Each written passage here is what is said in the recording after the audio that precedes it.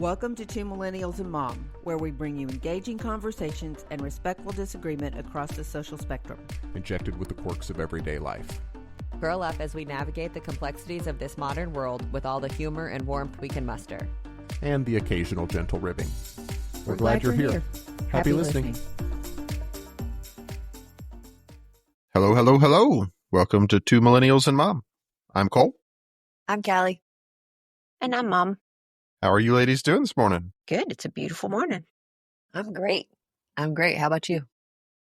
Doing all right. Are you guys excited and buckled in, prepared for a bit of a wild ride today? I think this one's going to be interesting. Yeah. I agree. I go back from, I'm waving on this one, wavering, I guess you should say, on this one, because the lines are not real clear. Yeah, those hazy, fuzzy situations are sometimes some of our most interesting conversations. So I'm certainly curious where this will go. Yeah. So to let those of you listening in, today we're digging into how media has become a battlefield, weaponized for influence, power, and oftentimes punishment. From celebrity courtroom dramas to political show trials and cancel culture pile-ons, we're unpacking how storytelling can turn destructive. Why are some people held to account while others are getting a redemption arc? Is justice even the point anymore?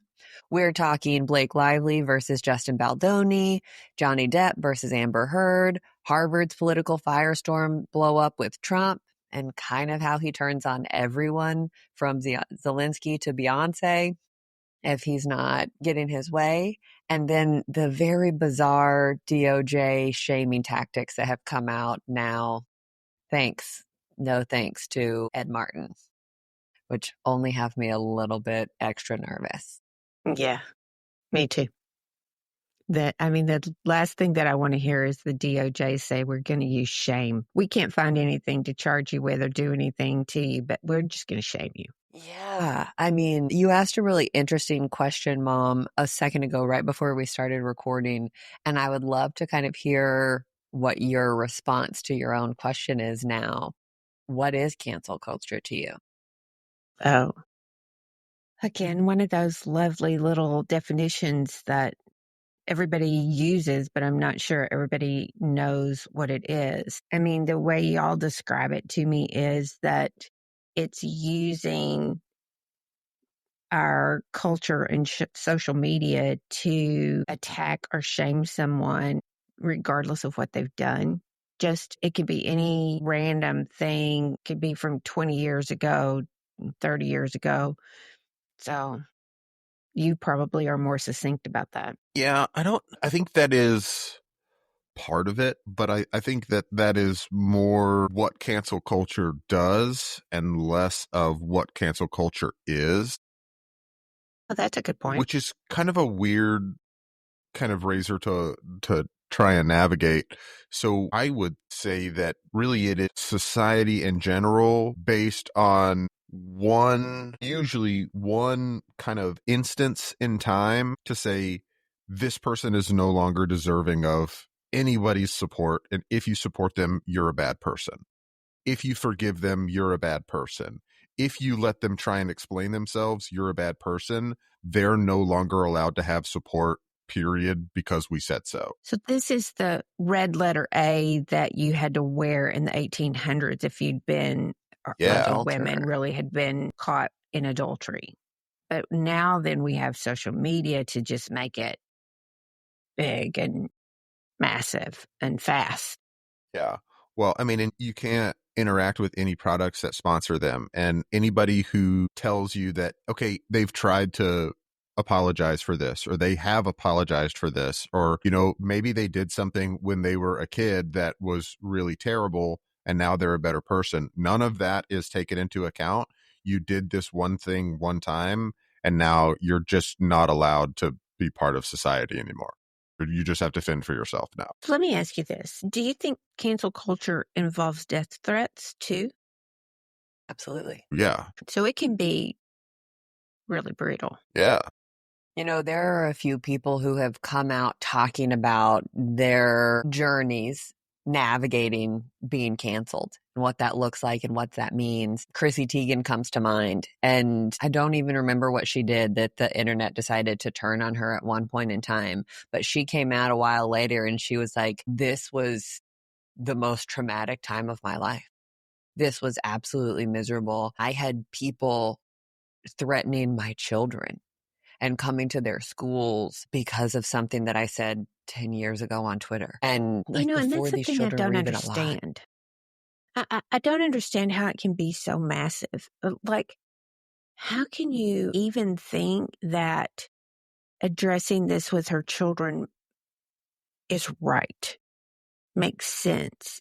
Where? Because we're sick. There's this massive, and I notice this in myself all of the time. There's a massive hero complex that is rampant in our society, but we are not capable of addressing that and being reasonable in our responses to things that we see online.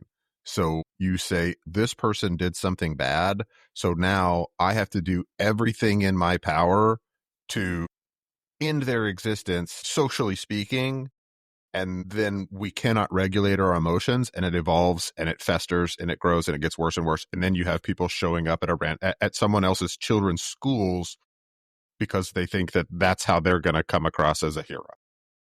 But still, I'm just going to say, every one of us have done things that we are embarrassed about or ashamed about.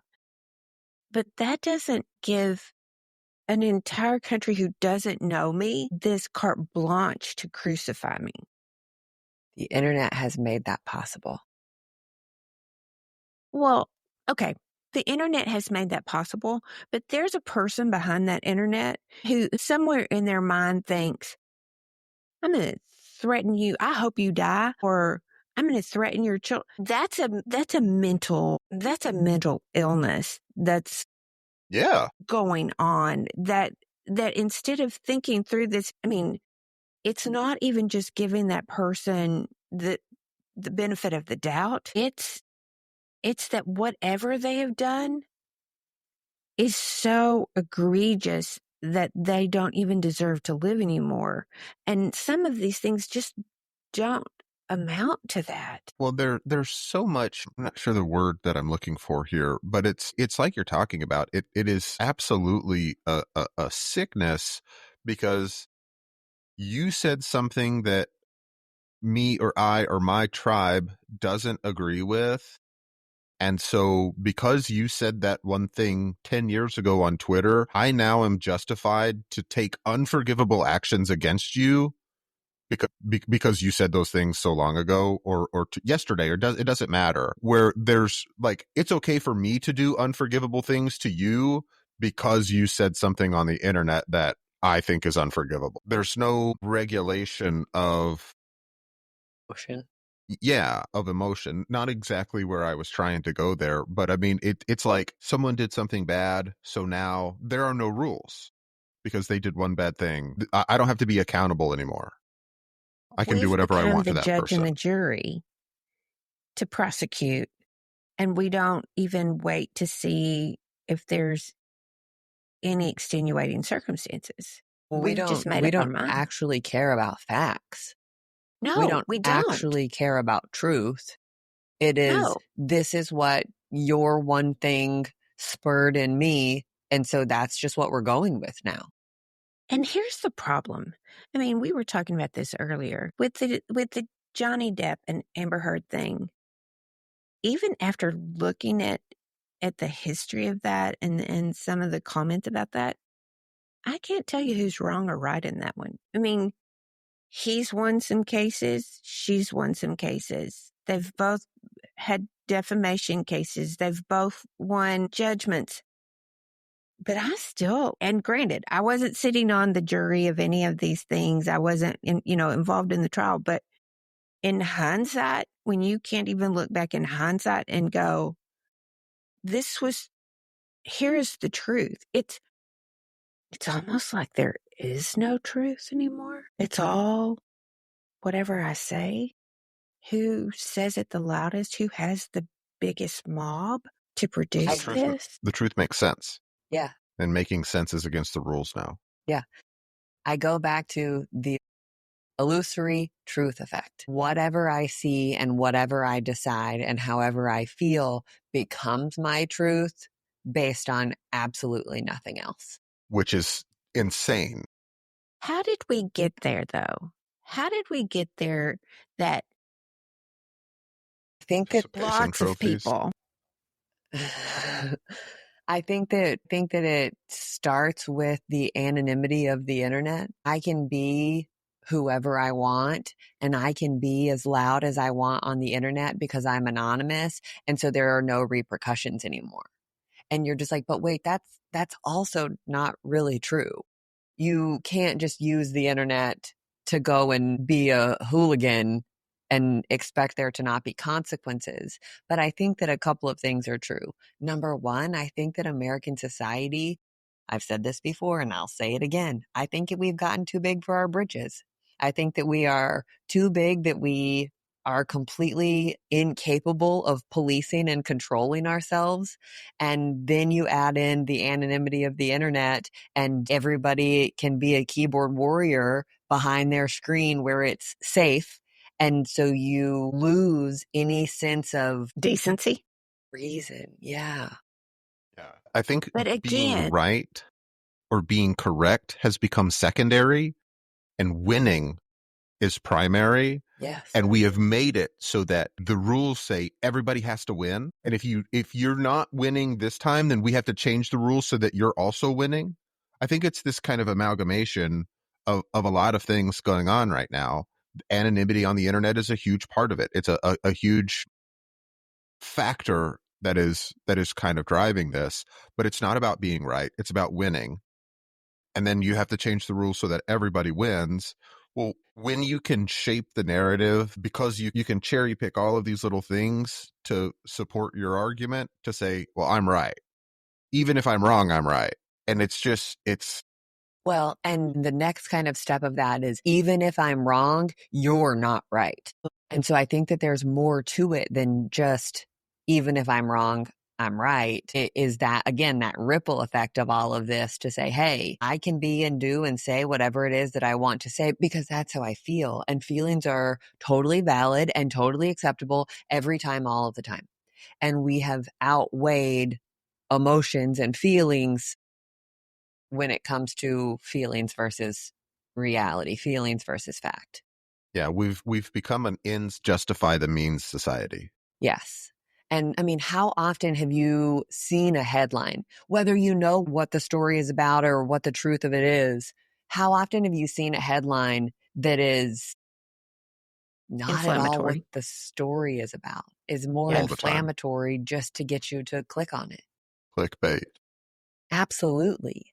And then you're like, well, I did not realize that. Then you click in and then you might get some reality in there. You might get some truth in there. You might. But it could also be the complete opposite of what the headline states.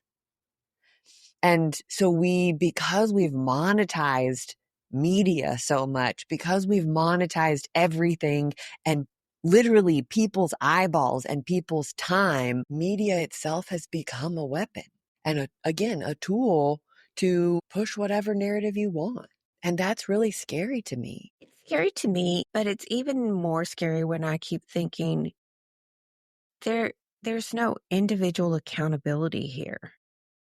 There's no, I mean, and I'm going to say, y'all get on to me sometimes for things that I say because I'm saying them to y'all. And one of my things has become, I would never say that in public. I just wouldn't. I might say something to you because I know you and I know that you know who I am and how I mean that, even if it's not said correctly. But I'm not going to put that out on the internet for that to become fact. I go back to the whole thing about us being toxic feminists based on having preferences on how the dishwasher is loaded. I just, again, you're saying those things in the confines, in the safety of a full relationship, not 140 characters. And so we can put together all of the rest of the foundation of who you are and what you stand for and what you believe and what you mean. And there are certainly times for all of us that we'll come back to the other one and go, you might want to rethink how you said that. I'm not really sure that that's what you meant. And that we've had to go, shoot, no, that is not at all what I meant. That's not what I meant. And then when you have the reach of the internet, there is no beyond your 140 characters. There is no getting to know somebody beyond the 90-second reel that you just watched on TikTok. And actively going through and seeking out, is that really what she meant? Is that what Callie stands for and Callie believes? That becomes work. And we're a lazy society. We're not willing to put in the work. We're not willing to do all of that and say, okay, hold on. Johnny Depp said this. Amber Heard said this. What is actually true? What is real? Where is the truth in all of this? We're not willing to do any of that work. Put a small point of contention there, because on certain levels, I do agree with you that our society is lazy, but I also think that our society works their butts off in general. I think that we're spending so much time focused on doing what we have to get the necessities that spending any additional amount of time to search for the truth is more than most people have time for. I think that that's because we've devalued the truth. I think that's part of it, for sure.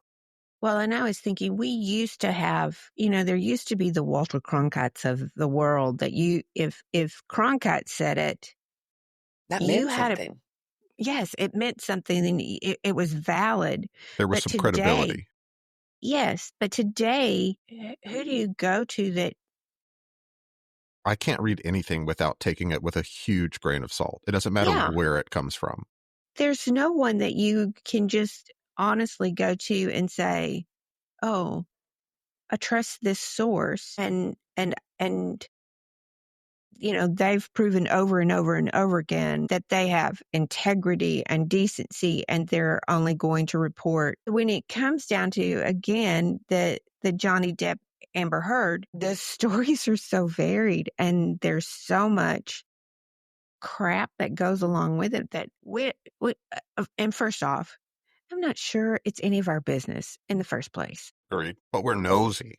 Yeah. That shouldn't have been a media circus. Yeah, that's the one that the judge said, yes, you can bring the cameras into the courtroom. What the hell for? I mean, what do you gain by doing that in a court of law? I mean, we did that with O.J. Simpson, and that's probably, the big one. We do it all the time now. There's a whole court TV television station where it's just publicized trials.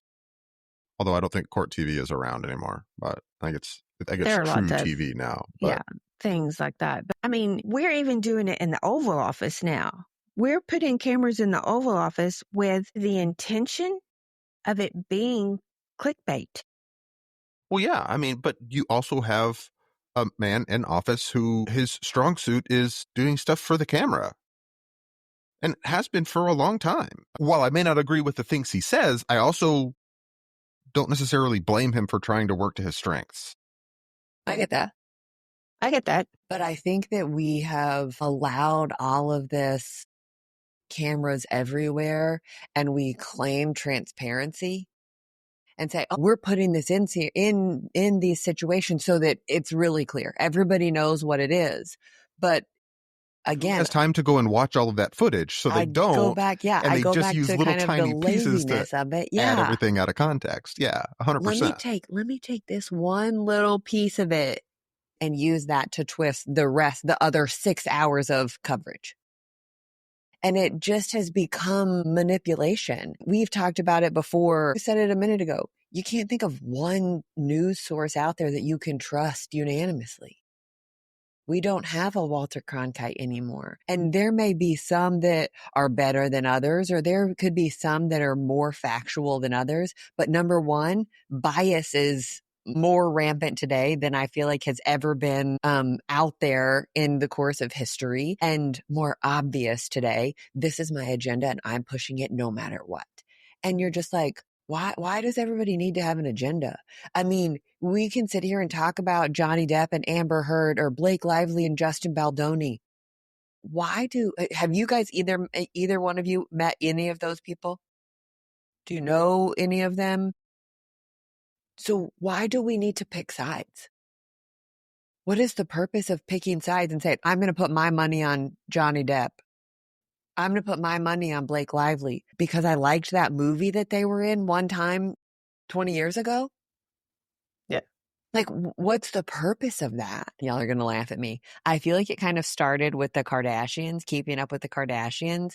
These people who have no reason to be out there for us to be obsessed with them. And then all of a sudden we're letting cameras in. And so now we can see all of their dirty laundry, airing all of their dirty laundry. And now we're rooting for them. And now we're going in and we're picking their side. Whether you like or don't like the Kardashians is not the point here. It really truly is. The more that you put out there, the more opportunities you have to get somebody else on your side, to get somebody to go buy your product, to get somebody to go watch your new movie. Like, I just don't understand how we, as a society, as the people who haven't met any of those people and have no stake in any of this, how we don't recognize that as manipulation. That was going to be the word I used. We're too tired to recognize it. I think a lot of people aren't paying enough attention to it to recognize that. They're paying just enough attention to it because they're losing in so many other places that they have this one easy opportunity to win. What horrible people are we? What Yeah. sad people are we? If this watching a celebrity court case on the internet is your win, Sexual abuse. yeah. Oh, goodness. You know, I mean, I have a Threads account that I really enjoy. She is an attorney out of the state of New York. Her name is Mary Jane, but her handle is more with MJ. And she does all of these she's tweeting about all kinds of things. Oh my God, this is what happened at hockey practice tonight with my kids. Oh my God, I completely missed that this was a thing going on. This is ridiculous.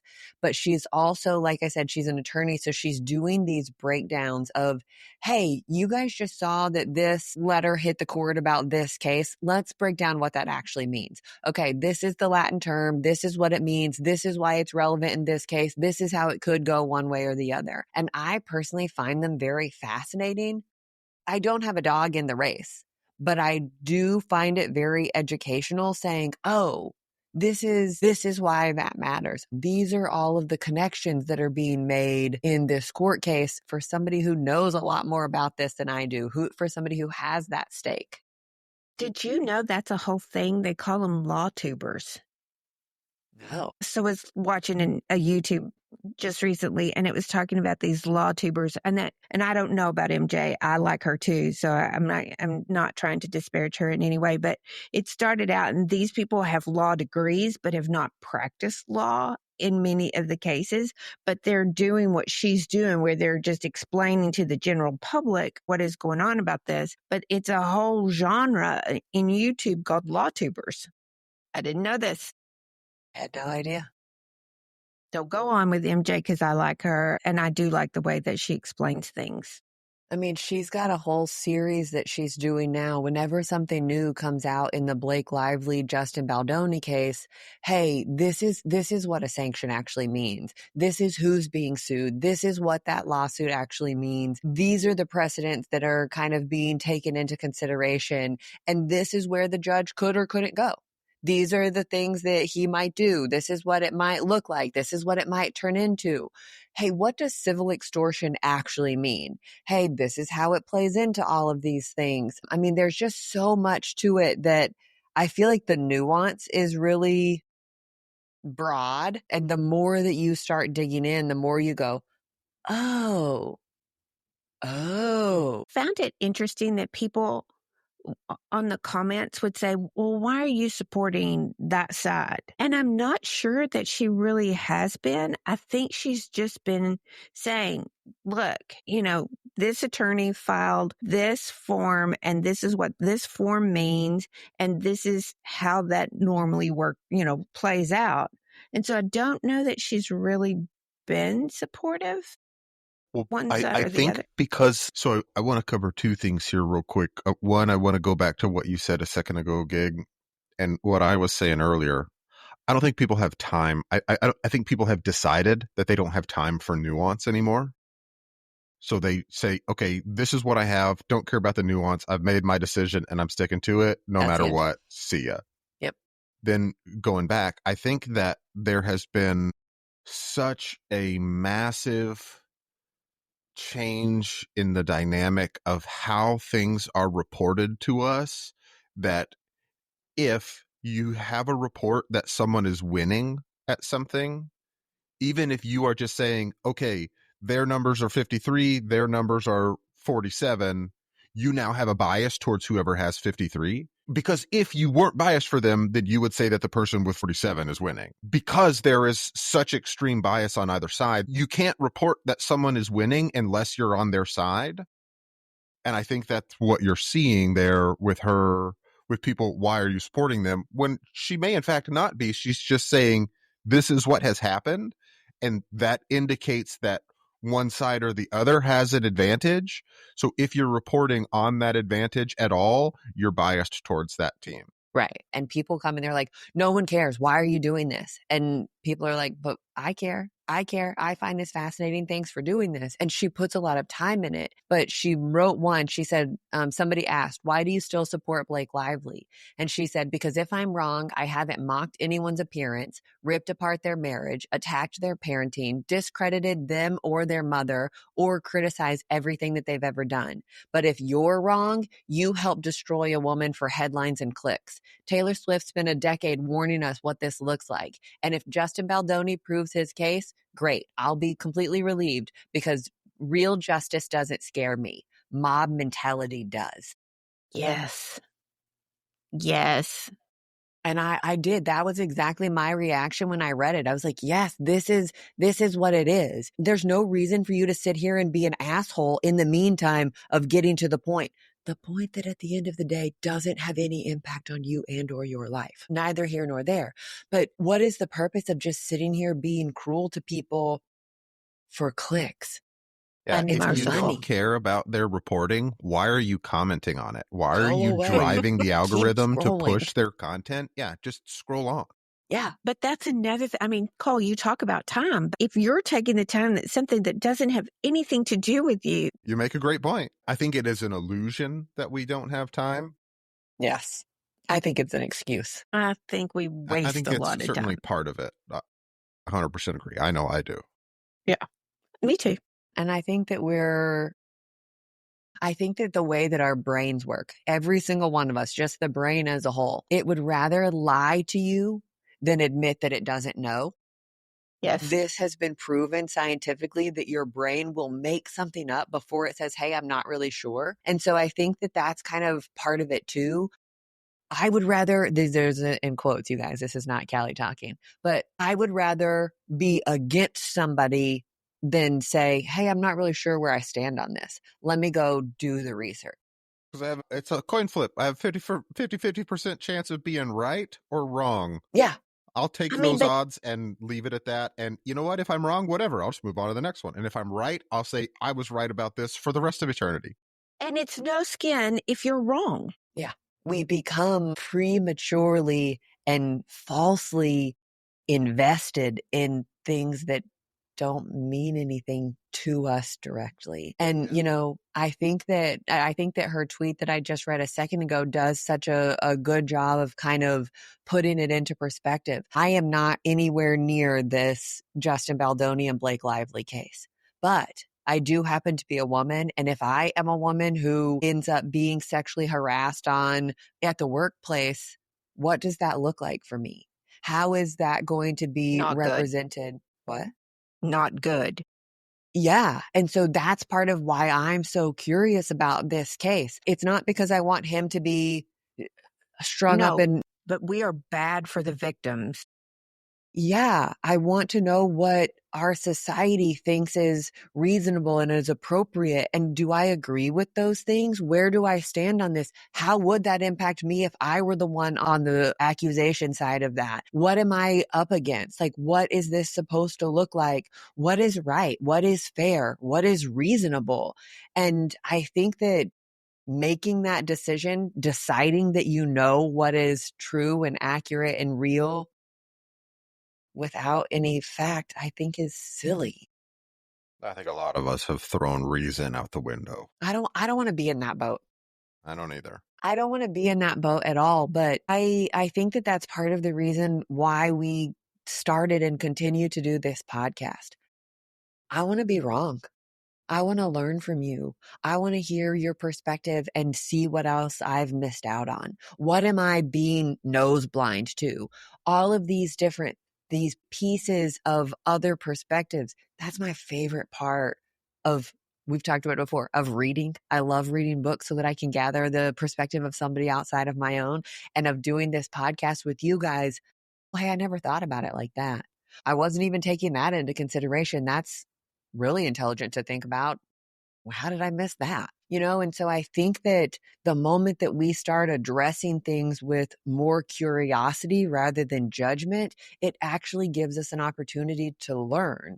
But we as a society, and I go back to it being lazy, we're not being curious.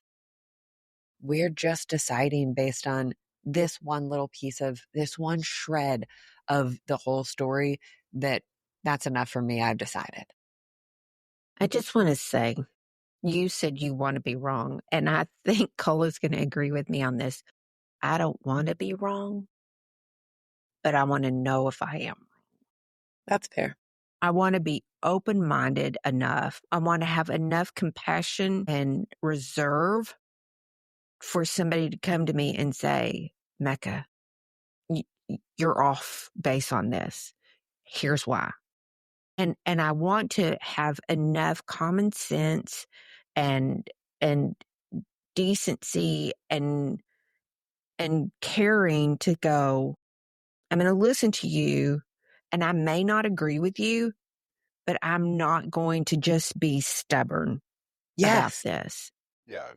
And I'm also not going to be vicious about it.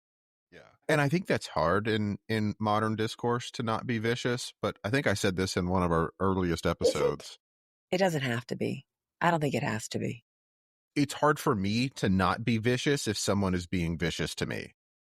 Okay, I'll go there. I struggle with that. Like, if you're being an that's my asshole mama with bear me, coming it's out. really hard for me to not be an asshole back. I agree. And I think that is just kind of commonplace in modern discourse. And I think a lot of people that I interact with have gotten to the point where they don't want to be that way anymore. So they just don't respond. If they say something and you disagree and you're being vicious, like, I'm either going to be an asshole or I'm just not going to interact with you if you're acting that way. But kind of going back, I want to be correct. You guys know this about me. I struggle with being wrong. Yep. Not a thing that I am good at, but I also don't want to continue to be wrong due to a lack of reasonability, out of stubbornness. I don't want to say, I said the sky is purple one time, so I'm going to stick to my guns even though right now it's blue. Yeah. Like, I don't want to be that way. And I know that I'm not always good at that, but that's not my desire. I would rather be wrong and correct myself with new information than think I'm right and continue to be wrong and look like an idiot. Okay, you guys are right. I was wrong. It's not that I want to be wrong. It's that I want to be open to a different opportunity to be correct. You're correct.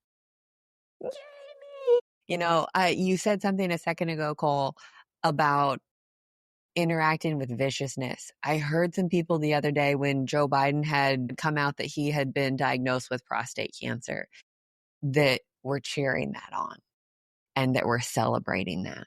And that broke my heart.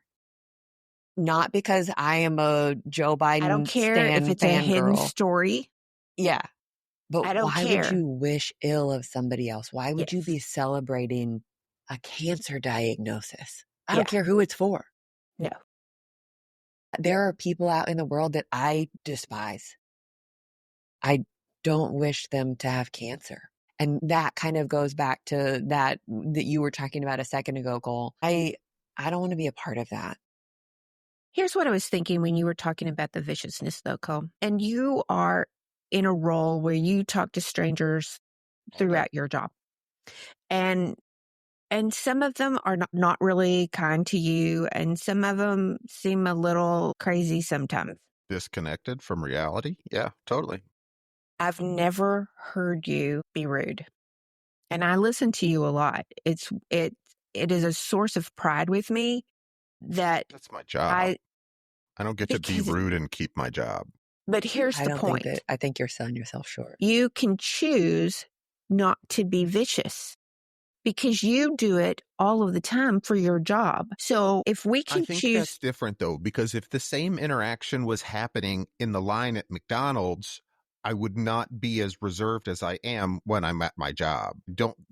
I'm holding myself to a different standard there than I probably would be in a one-on-one situation outside of that, because outside of that, I am representing myself, whereas at work, I'm representing the company that I work for. And to me, those are different.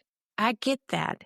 But what I'm saying is it's a choice that you make. So you can make that choice in other places. And you may choose not to.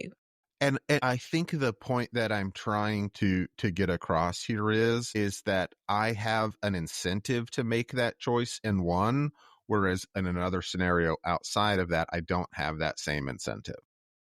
Well, I think that's an interesting word, because then are you saying that we do have an incentive to be jackasses? No, but I'm saying that there is not an incentive to not be. The opportunity is there's a meme that has gone around the internet for a while where it doesn't cost you anything to be nice. And the number one follow-up response is it's also free to be an asshole. I don't think that that's true. I don't think that that's true. But I think it's perceived that way. I agree with you 100%, but I don't think that it is free to be an asshole. I think that it's just a cost that you may not directly pay first. Yeah, it costs somebody for you to be an asshole. Yeah. I'm going to go back to high school economics. There is no such thing as a free lunch. Everything costs somebody something. Kindness costs somebody something. It may be a price that you're willing to pay. And that's me. I'm willing to pay that price. I want to be kind. I want to be nice, because I think that the payoff is better than the cost, higher than the cost. But being an asshole to somebody still comes with a cost. You just may not be the one who immediately pays it. I mean, and those people may just be willing to pay that cost. They may not perceive it as a cost. They may perceive it as a benefit. That doesn't make them right. Right, which is my point. If I come at you, Cole, and start putting you down and saying all of these negative things about you and being an asshole to you so that I can feel better about myself, the cost is not on me.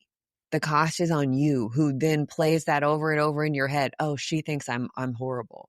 Oh, she thinks I'm this, that, or the other. She doesn't think that I'm enough. Am I really enough? I may not be enough. Yeah, I may actually be horrible. Somebody's paying that price. And when you're an asshole, you're just passing the buck. I mean, I'm not saying you're wrong, but a lot of people are okay with that. But okay, so let's talk about the accountability of that. And that's where I really feel like we're just lacking. Yeah. Because you were sitting there saying that, and you were saying, if I go to you, Cole, and I say you, and I'm thinking, well, first off, your mama's going to come to you and say, cut it out. Go apologize to your brother and y'all make up. And so. Not everybody has that. And I get that. And I mean. The world needs more mamas. Yeah. Say that again. I said the world needs more mamas. More mama bears. I mean, yes and no. But, we've talked about Scott Galloway a lot here lately, because we've just been fascinated with some of the things that he's saying. But he also came to a point where he said, I was an asshole. I knew I was an asshole. And I decided that is not who I wanted to live, because he has a fear of being old and being alone. And so, because he watched himself be a shit when his mom was dying. yes. And that, again, that comes with a cost. And eventually he paid it. So are we not teaching accountability? Are we not requiring accountability? Goes back to the whole participation trophy thing. No, I mean, we're not teaching accountability. If everybody has to win, then you don't have to try. You just are by default a winner. There's no effort that has to be put into that to be a winner. You just get to be a winner because we say you're a winner, which is insane, but it's what we've been teaching our kids for decades now. Again, it goes back to what is really, to me, kind of a core dispute between the two different sides of our political spectrum. We're not teaching accountability. Okay, let's go to our political parties, because a big piece of this is that we have two extremes in politics. We have no accountability from either one of them, in my personal opinion. Because we're all just lashing out at the other one. And I mean, I find myself as I'm, reading the news that I just want to go, wait a minute. I want you to be responsible to the American people. And I don't really care what the hell that means to your platform. You owe the American people. They put you in there. That's what your job is. You need to be responsible but we're not. I mean, you've got a handful of politicians that you can go and say, look, I think they care about me. Okay, speaking of cancel culture, I am by no means, what is it called when I'm not saying that what they did was right? Supportive. No. Endorsing. Complicit. I don't know. So I am by no means saying that he was a good person or he did anything right. I think that he did lots of really, really bad things. But speaking of people who have been canceled, Bill Cosby used to have a thing that he said, he had a joke about, I put you into this world and I can take you out of it. And I feel like we need to be applying that to politicians, especially, I put you into this office, I can take you out of it. It is your responsibility. You are accountable to us, all of your constituents. And if you don't want to live up to those standards, we're going to take you out. We have to follow through on that, though. I agree. And we're totally. not. And we're not. Condoning is the word I was looking for. I think that the answers to all of your questions that you asked about accountability, no, we are not teaching it. No, we are not holding people to that. And I think in a lot of ways, I think that I'm going to go back to lazy here. I think that that's the lazy way out. That's too much work.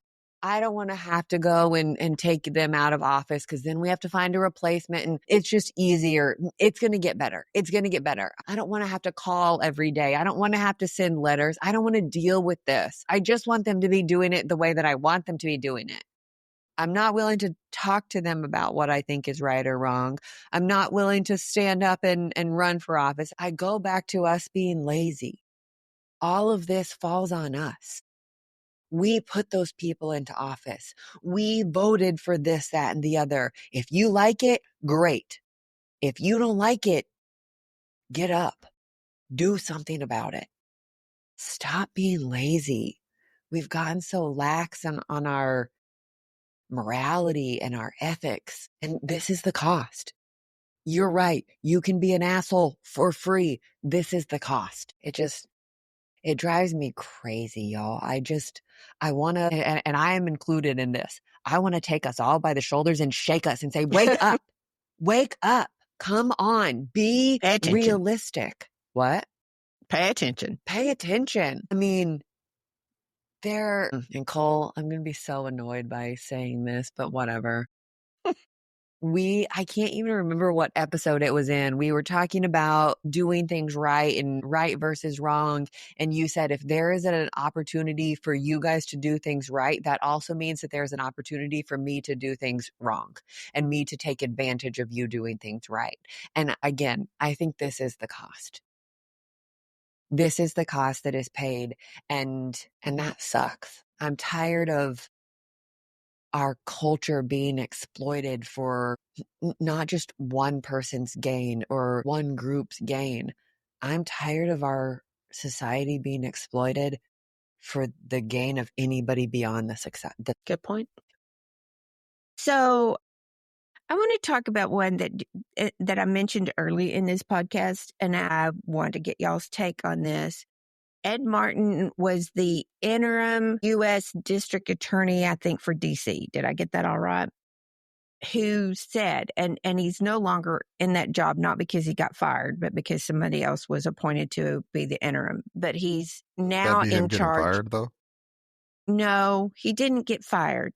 They moved him to another job where he's in charge of the weaponization group, which is a scary thing verbally to even say.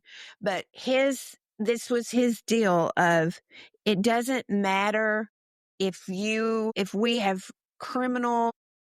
If we can charge you with a crime or not, we are going to weaponize shame against you to serve its purpose. Yes. To take its And toll. so this has been said against Beyonce and Bruce Springsteen, who have both said negative things about the Trump administration. Special counsel Jack Smith is in there. Biden is in there. The Manhattan District Attorney Alvin Bragg. Letitia James, excuse me. I mean, if you said anything negative towards the Trump organization, or if you didn't get on board with their agenda, they're coming for you. So the intent of that group, the weaponization group, was to prevent weaponization. And we've turned that around now and said, oh no, we're going to use it. We're going to say, we're just going to defame you in the process of this. I want to touch on a couple of things here. One, I think a lot of people on the political right would say that they're justified in doing so because they perceive the DOJ as having been weaponized against Trump in this past election. You can agree or disagree with that. Okay. But I think that is the way it is perceived by a lot of people. Okay. I also think we're talking about a really, really slippery slope here because there are some things where I think it's probably okay to weaponize shame. Like if you are a sexual predator, I think you should be publicly shamed for that because that is a preventative tool for other people who would be sexual predators. This makes me think of isn't it in Thailand, if you are caught stealing, they cut your hand off? I don't know that that's a thing anymore, but that was historically accurate, culturally speaking, for a lot of the world. If you are a sexual predator, then there are laws in place, and you have been convicted of something. There are laws in place that say, we are going to post this information for the good of the community. So that's different to me. Sure. But okay, so what about all of the guys that go unconvicted, that don't get arrested, that don't get charged, but they get caught by YouTubers who are posing as people, as targets, and then they shame them publicly on the internet? Is that good or bad? I think that should be your first step for legal recourse. But I don't think that can be what we use against people. Because what if they're wrong? And I'm going to be the first one to say, our court system is not without flaws. Issue. Yeah, definitely not infallible. No, it isn't. I mean, we've talked about this on this podcast alone, that a man who served time for 20-something years only to find out that somebody confessed to the crime, but he wasn't taken out of prison. I mean, so I think the thing is that we have to use our legal system. And when you talk about somebody who's saying, we can't find anything to charge you with, but we're going to shame you anyway, you've just discounted that legal system and you've harmed it. I don't disagree. I'm not trying to advocate for what he said at all. I'm just trying to show the different perspective. Yeah, highlight a different perspective here, because I think there are some cases where weaponizing shame is a reasonable and useful tool. I also think it's a tool that is extremely powerful in our society and one that would be very easy to abuse. I go back to the red letter for adultery, that it's different to me if you want to shame both parties to that. But if you're only going to shame one party, and if you have proof of that, and that proof has, it's not questionable proof, there's a difference there. And in our society with our social media, you can't tell me that a YouTube is proof positive of anything. Sure. But again, that goes back to the point that Callie was making earlier that we've been talking about, is that we as a society are not taking time to consider that nuance. And I think that's part of the problem. Well, and I think that I'm so tired of the pendulum. And that's not just the pendulum in politics, swinging far right and far left. I'm just so tired of the extremes. I don't care who you voted for. There's a middle ground that we can find. But why do we need to push so hard to win? Not to do anything else, but to win, because like on the fringe of those extremes. Because that's what we're Because taught to do. yeah, I think it is. And that's where I struggle with all of this. The double standard of all of that, going back to cancel culture, who gets canceled and who gets a second chance? Because you Sense. guys, if nobody ever gets a second chance, we're fucked. Every single one of us. Every time. Here's You the be thing. Jesus. Yeah. Yeah. There's a lot of people who have not been as blessed in their lives as Blake Lively or Justin Yep. Baldoni or Bill Cosby or Tom Cruise or any of these celebrities that are significantly more well off living situation wise than the average American. They don't have an opportunity to be wrong. Because listen, your life is so much better than mine. You better not screw up. And if you do screw up, you're unforgivable. Until you bring money into it. I can pay for those costs. I can pay for all of that. I mean, I think Elon Musk is a great example. You could sit here and we've talked about Bill Gates before.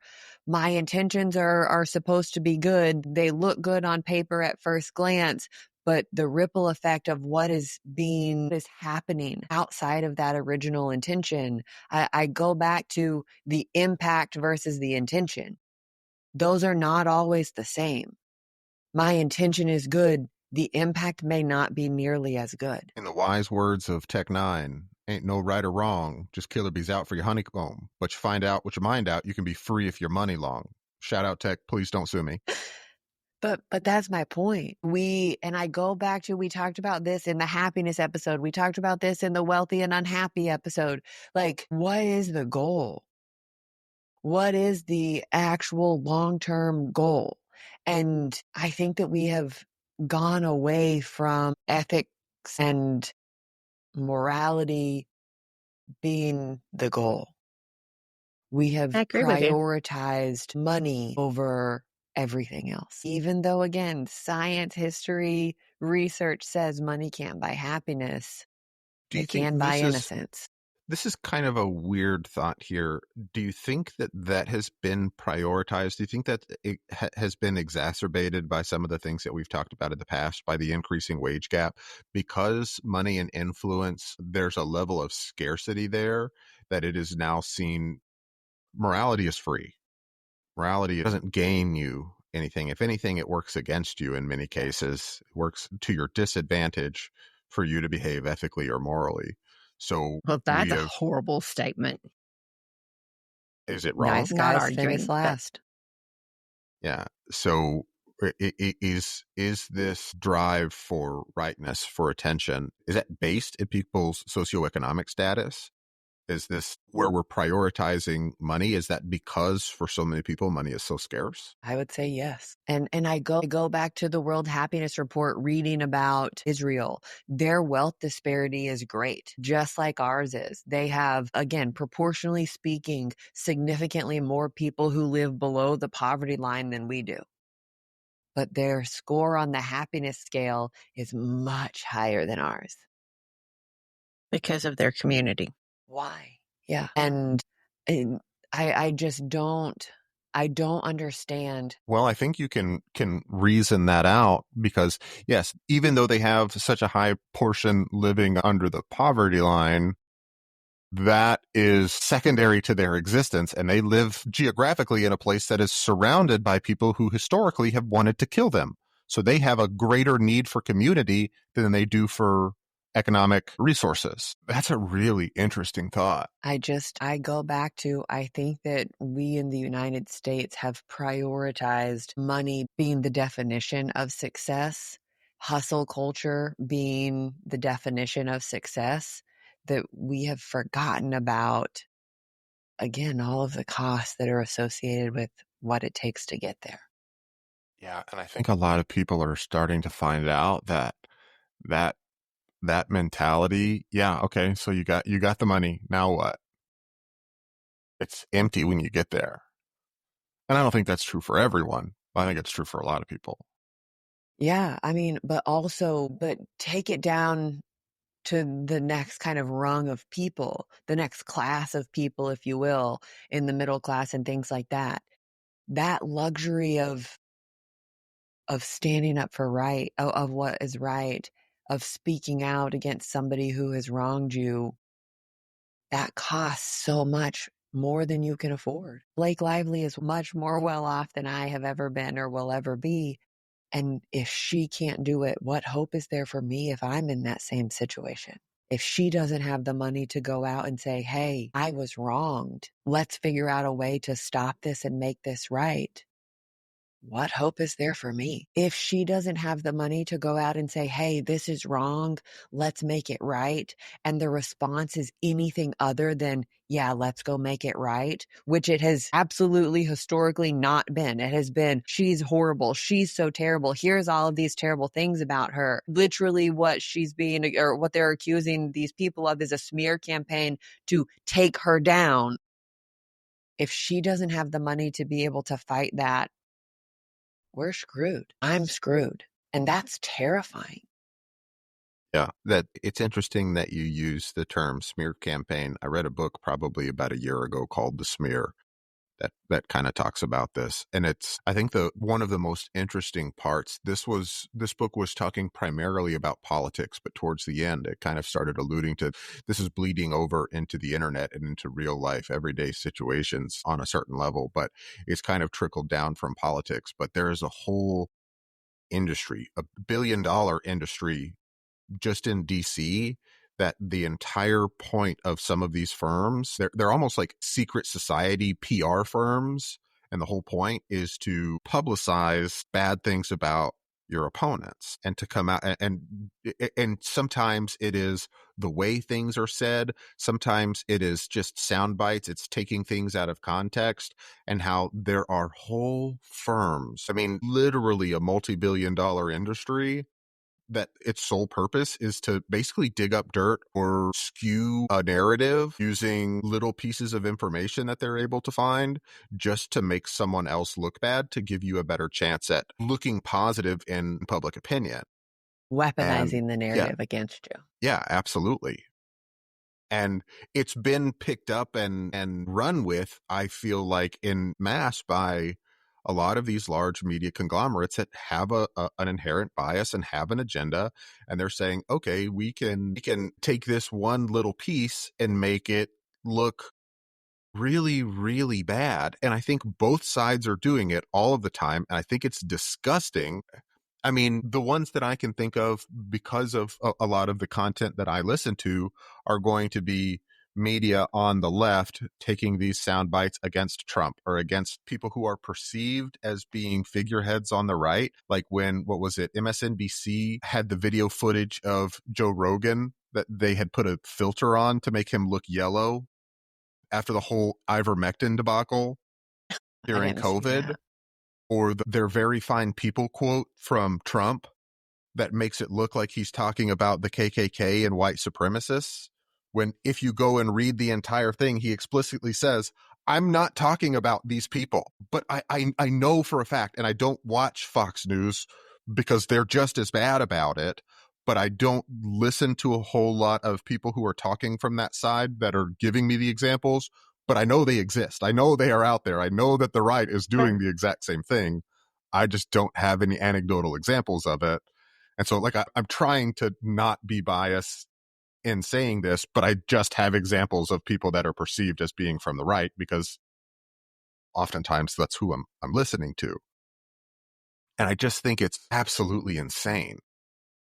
It's absolutely insane. It's terrifyingly sad, but that all boils down to, for me, number one, the potential for anybody to be the casualty is incredibly high. But more than that, the truth means nothing. Well, The truth becomes the casualty in all of this because somebody is always saying the opposite of what the truth is, just to counteract it, just to counterbalance it, just to put something else out there to skew it the other way. I think And that's part of that cost that you talked about, Cal, is that it may not be a direct cost to me, but it's a cost in the long run. If we don't have any truth, because there never can be truth. I think what's even worse is the my truth. What do you mean? I think that there is a large percentage of people that say, this is what's true to me. And because they're calling it my truth, their truth, what's true to them, that completely obliterates the necessity on their part to provide any evidence, to have anything that says this actually is what's true. They're just saying, because I believe it, it is true to me, regardless of what you say. And that completely removes any opportunity for discourse to say, hey, maybe you're thinking about this wrong, because if it's my truth, there's nothing you can do to sway me. It's true to me because I say it is, which is just insanity. It's stupidity. Yeah. It's refusal to acknowledge reality. And I think people on both sides are doing it constantly, and it just boggles my mind. I mean, Cole, you've talked about, and I think you're absolutely right, Trump's good space is to be kind of like he is, but be a showman. To be a showman. Thank you. But you know, it's that constant thing, you know, the one where he comes up and says that Ukraine started the war, and there's no validity to that. Or, you know, he just went against the South African president, and he came with his stuff that apparently has been fact checked and doesn't stand up to everything that he's saying. And so my problem is we have a president who is using this and doing really well. I mean, and I have a problem with that as an American citizen, as a mom. I have a problem that somebody that is in that level of authority and should be an office of respect, I have a problem with that. If that's okay at that level, then all of the things that you and I are talking about here, they almost don't even mean anything because it's just a filtered down effect. It's not going to mean anything. And so how do we get that back? How do we get accountability? How do we get decency? Again, I think that starts with us independently first. Holding each other accountable first, holding each other to an exceptionally reasonable and high bar that says, hey, that's acceptable. This isn't. We have to find a way to incentivize that behavior to our little reptilian lizard brains. Now we're gamifying, I think is really hard. Accountability. Well, I mean, you say that, but everything that is incentivized is gamified, I guess. I mean, if you want to talk about going all the way back to the first humans, you could say, oh, berry picking was gamified because there was an incentive to pick berries. Yeah, you won. You get to eat today and not die. Right. Sharpening sticks was incentivized because now if a bear or a lion comes to get you, you can at least try and poke them before they poke you. And so I don't know that it's really fair to say that it's being gamified. I get what you're saying, but I think that our society has just been built around economic status so much that it's really tough to incentivize good behavior because it's the old adage, no publicity is bad publicity. There is no bad publicity. No bad PR. Yeah, and man, I think that's a really tough thing to kind of try and tackle. I think we need to normalize nuance. Everything Yeah. isn't black and white. We need to sit here and have conversations with the people that are around us saying, hey, I get that that's your hot take, but where does that stem from? What is the actual truth of that? What's the point? And again, holding people accountable. I think that that matters. I think that the ripple effect of that matters and means something. I think that we need to emphasize accountability over punishment. Hey, you did this and it was wrong. Let's figure out how to make amends and do better in the future.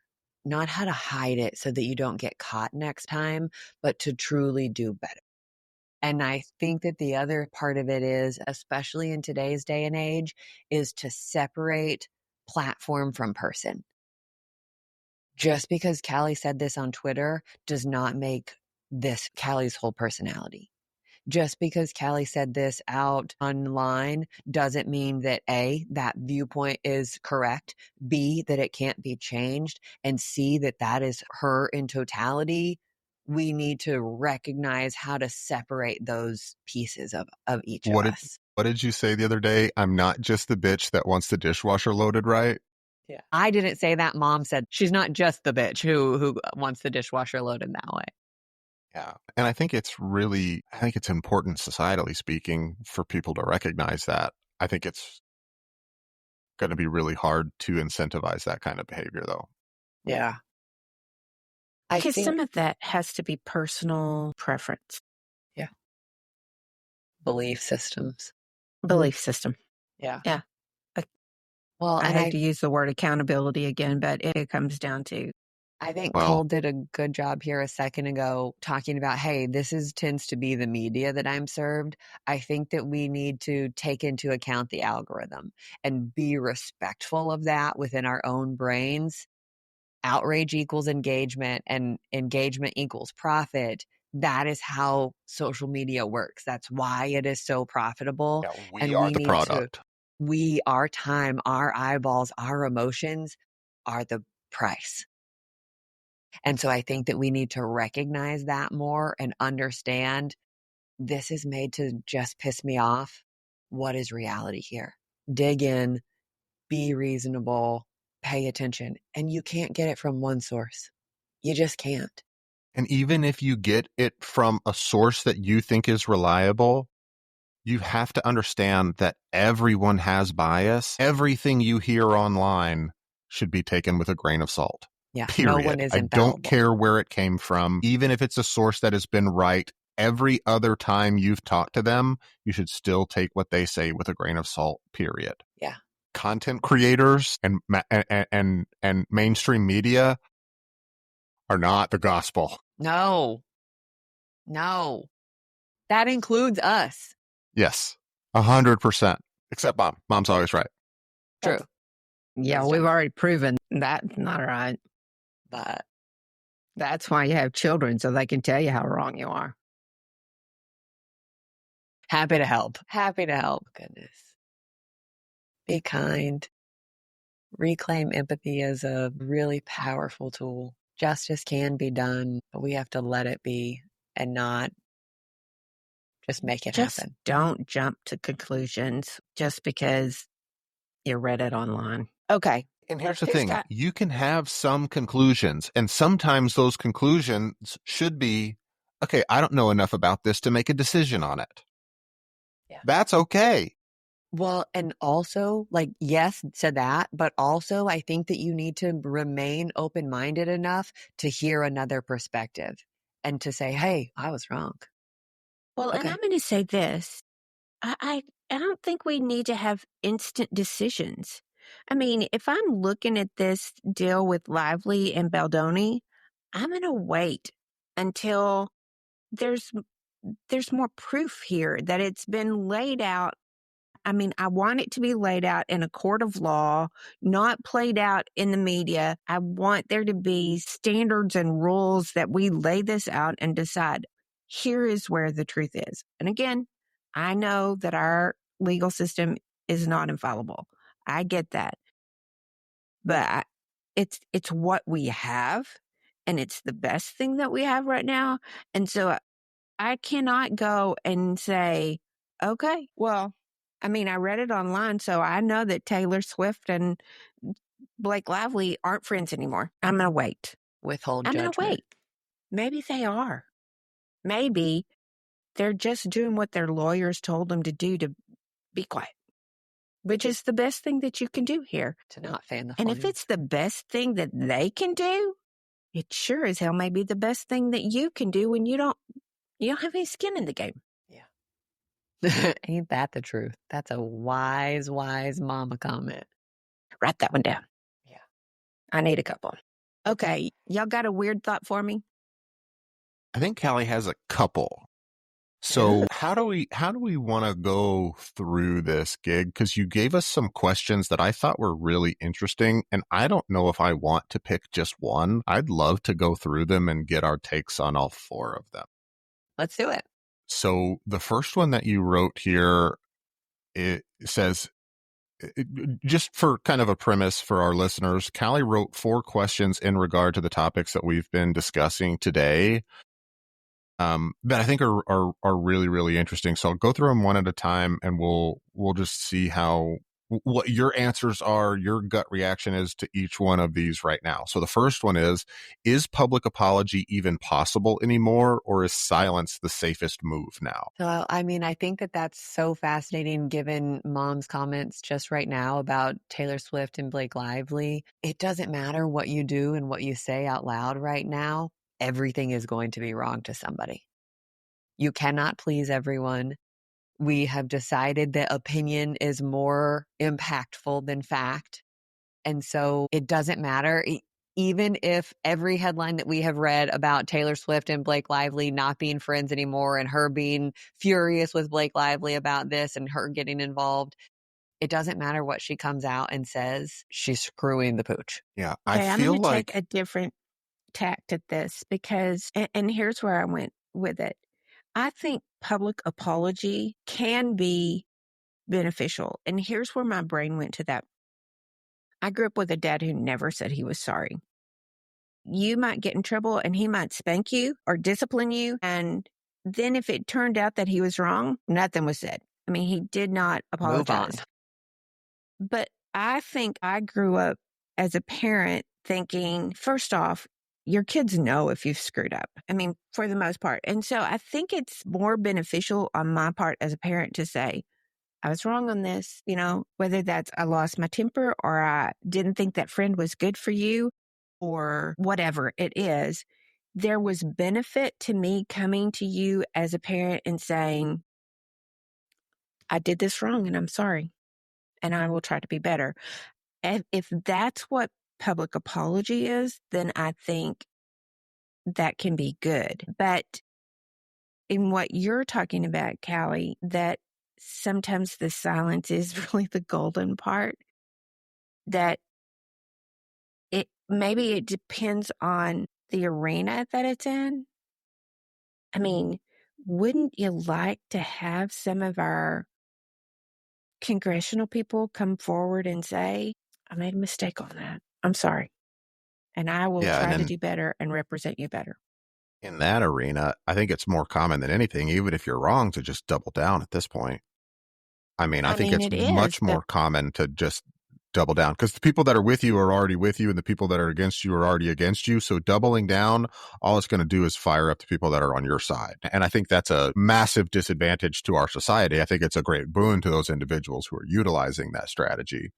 But I want to talk about this from my perspective. You mentioned this on the podcast, but maybe it was on the podcast. Maybe it was just in conversation.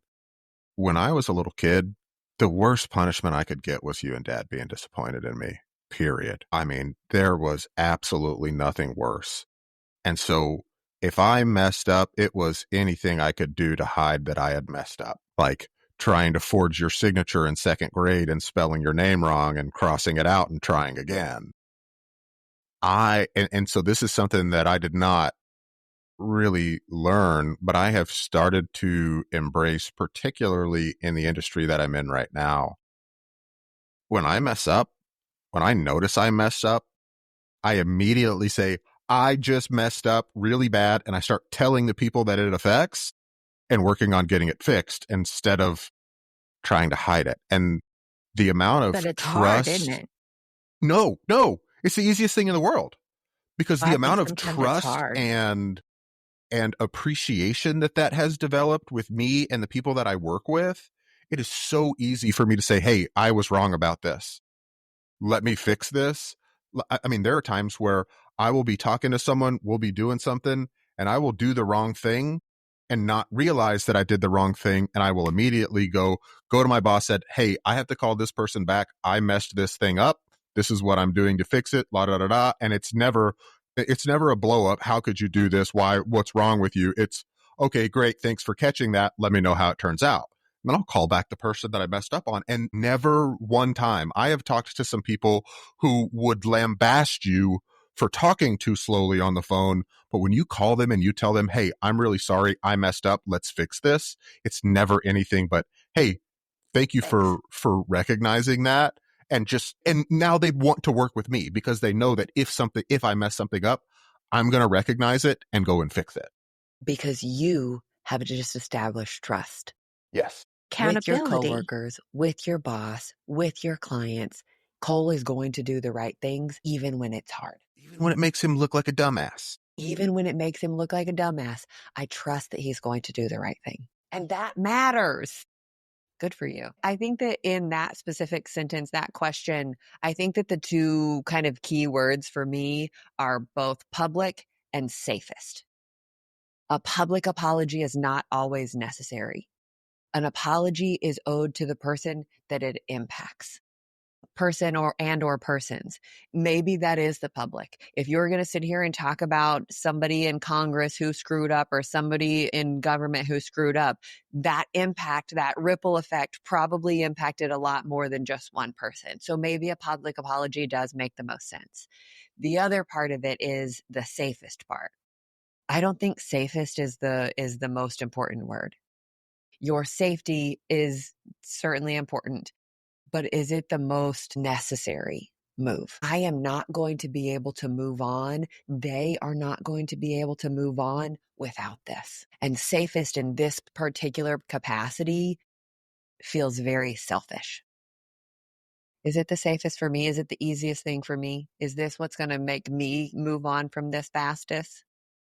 It's not all about me. Yeah, I think for me, this really kind of stems from, there are all kinds of different cartoons and books and stories and tales and fables about lies getting out of hand, about covering up your mistakes getting out of hand, and how it just snowballs into this bigger and bigger and bigger effect.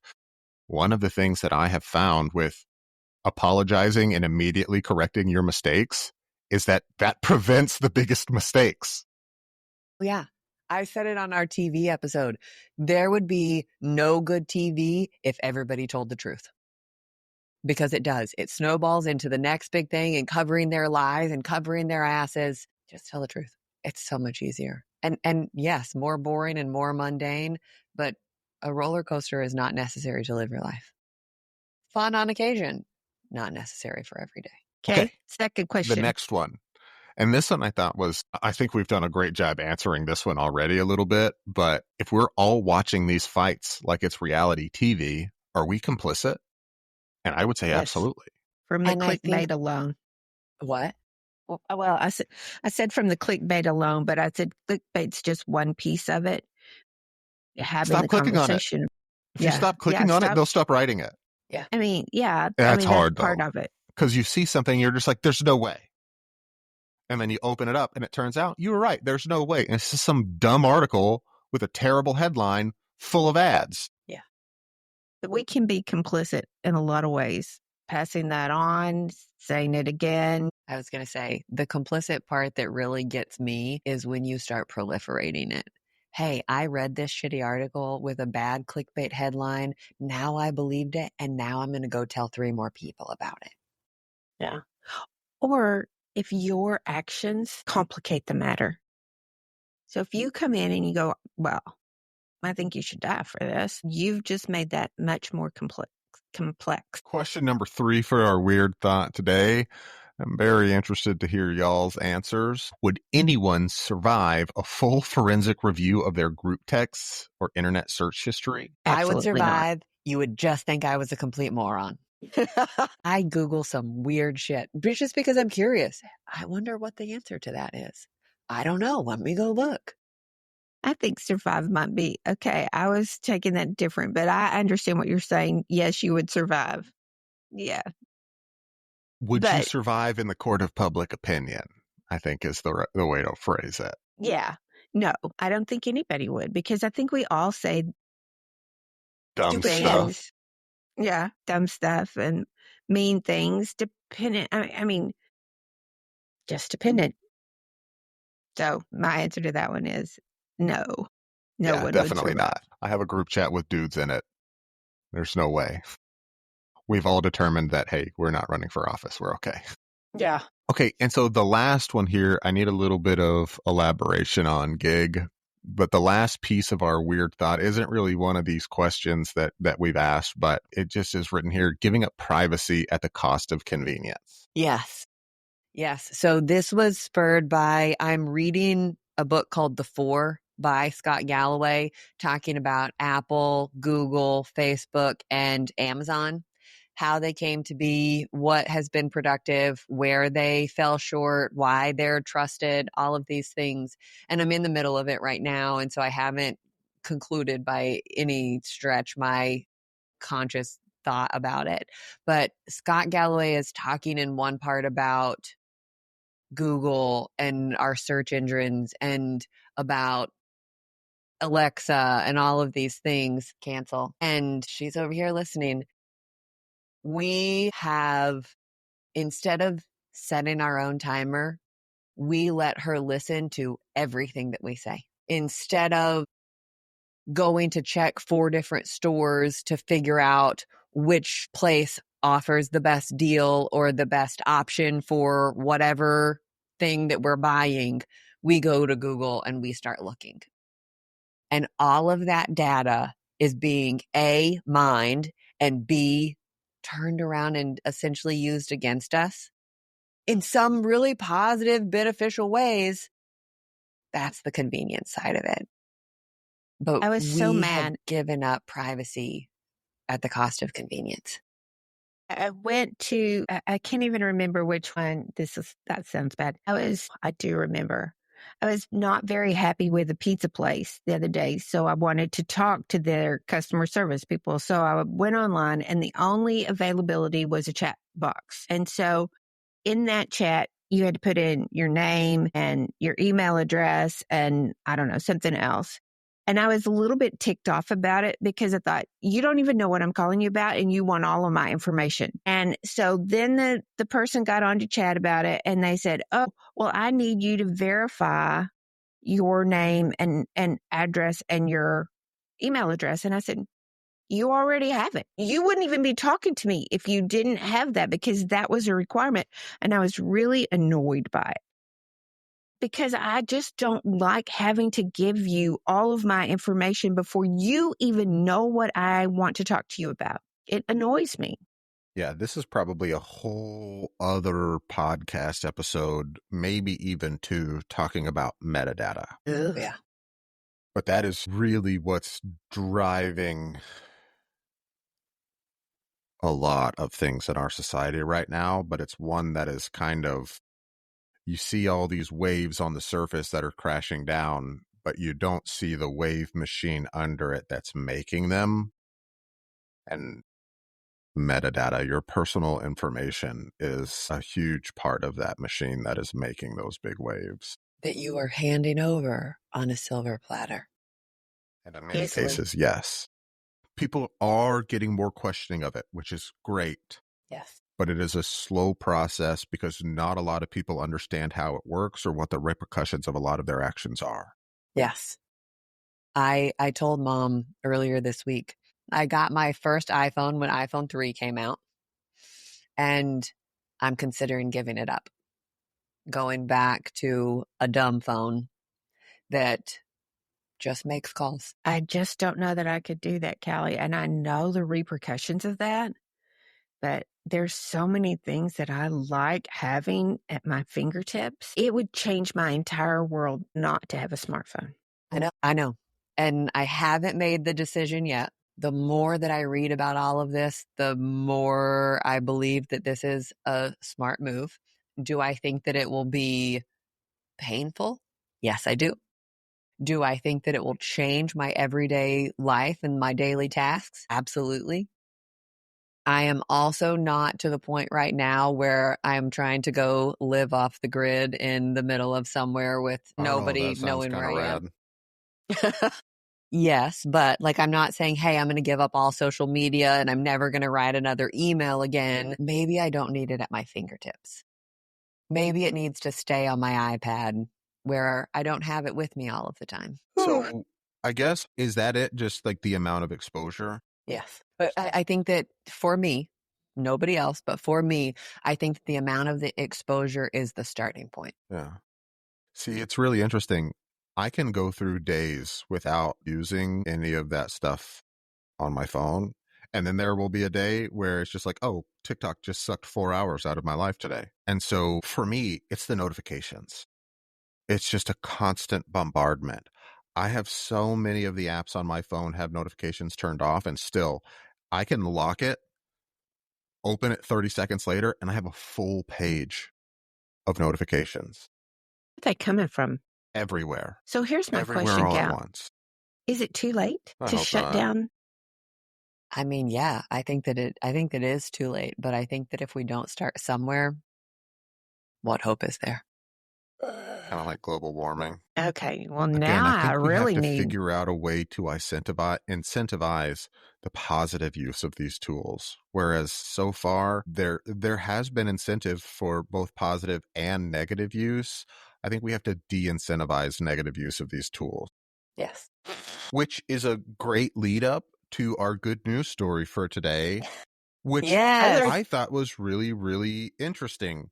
So in Europe, there is a following called the Offline Club, and they have started installing these like rooms in public spaces like train stations and airports, and basically it's an offline zone. So it's a room that you go into that you just don't use your phone or the internet. Like you interact with the other people who are there. You play a game of chess, or you have a conversation, or you sit and you read or you write. And it's really, really interesting. But some of the statistics in this article I thought were actually rather encouraging, because all across Europe right now, young adults are joining offline clubs. They're joining clubs so of people cool. so that they can go and interact with them in person and not do it online, because that experience is so drastically different. And so And has some of the such stats, value. yeah, one of the lines is, not everyone pines for the days without cell phones, but what about social media? Would you erase social media from the history books if you could? And apparently 46% of the teenage respondents to this survey said yes, that they would eliminate social media from history. They also found that 68% said that they felt worse when they spend too much on their socials. Sure. And so I just thought it was really, really interesting that you now have a movement that is developing in Europe to move away from all that. And I think that's fantastic. I think that's fantastic, but y'all, that's game night or going to, the restaurant with your friend and putting your phones away. Yeah, I but mean, Mom, people don't do that as much anymore. You You have do to that. start true. somewhere. No, I don't do that. I try. You do it more than a lot of people. But I mean, I guess what I'm saying is having an offline zone should be part of your life, not that we have to create this in the train terminal. And having accountability should be the standard, but Whatever. You walked right into that one. Set me up. Goodness. So, if Well, you're listening to us, this is not us saying that you should eliminate electronics or the internet from your life, especially not the part of your week where you listen to us. But set some time aside, talk to someone face to face. Spend some time with your family not watching TV or playing video games. Set some boundaries and allow them to work for you, not against you. Yeah. You use the tools, don't be used as a tool. Because nobody wants to be a tool. Because nobody wants to be a tool. Amen. I love you guys. love you too. I love you too.